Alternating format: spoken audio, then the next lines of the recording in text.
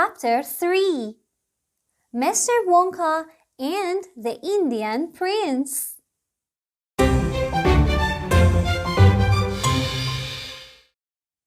Prince Pondicherry wrote a letter to Mr. Willy Wonka, said Grandpa Joe, and asked him to come all the way out to India and build him a palace entirely out of chocolate. Did Mr. Wonka do it, Grandpa? He did indeed. And what a palace it was! It had 100 rooms and everything was made of either dark or light chocolate.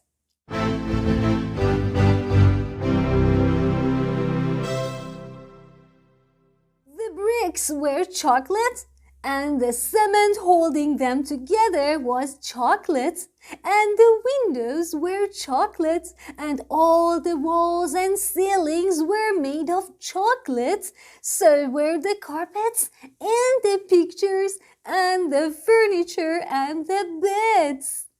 And when you turned on the taps in the bathroom, hot chocolate came pouring out. When it was finished, Mr. Wonka said to Prince Pondicherry, "I warn you, though, it won't last very long, so you'd better start eating it right away." "Nonsense!" shouted the prince. "I'm not going to eat my palace. I'm not even going to nibble the staircase or lick the walls. I'm going to live in it." But Mr. Wonka was right, of course, because soon after this, there came a very hot day with a boiling sun, and the whole palace began to melt, and then it sank slowly to the ground, and the crazy prince, who was dozing in the living room at the time, woke up to find himself swimming around in a huge brown sticky lake of chocolate.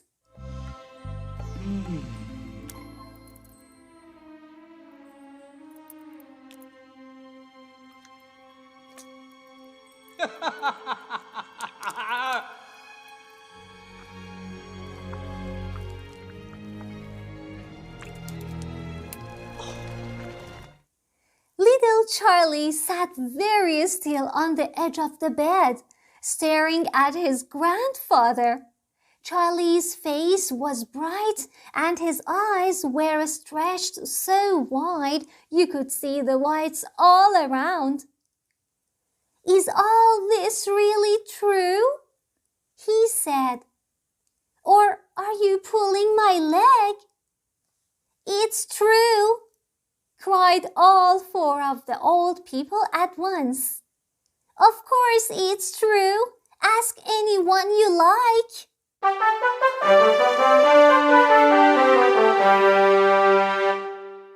"And I'll tell you something else that's true," said Grandpa Joe, and now he leaned closer to Charlie and lowered his voice to a soft, secret whisper.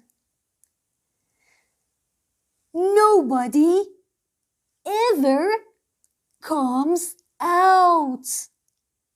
"Out of where?" asked Charlie. "And nobody ever goes in." "In where?" cried Charlie. "Wonka's factory, of course." "Grandpa, what do you mean?" "I mean workers. Workers, Charlie." "Workers?"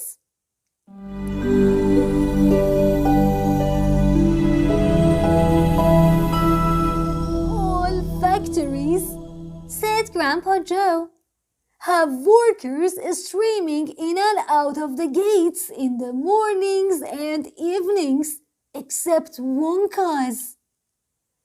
Have you ever seen a single person going into the gates or coming out?" Little Charlie looked slowly around at each of the 4 old faces, one after the other, and they all looked back at him. They were friendly, smiling faces, but they were also quite serious. There were no sign of joking or leg pulling on any of them. "Well, have you?" asked Grandpa Joe. I really don't know, Grandpa," Charlie stammered. "Whenever I walk past the factory, the gates seem to be closed." "Exactly," said Grandpa Joe. "But there must be people working there." "Not people. Not ordinary people, anyway." "Then who?" cried Charlie. "That's it. You see, that's another of Mr. Willy Wonka's cleverness."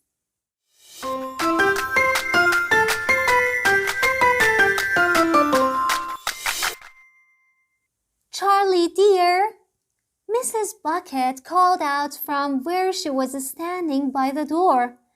"It's time for bed. That's enough for tonight." "But, Mother, I must hear." "Tomorrow, my darling." "That's right," said Grandpa Joe. "I'll tell you the rest of it tomorrow evening."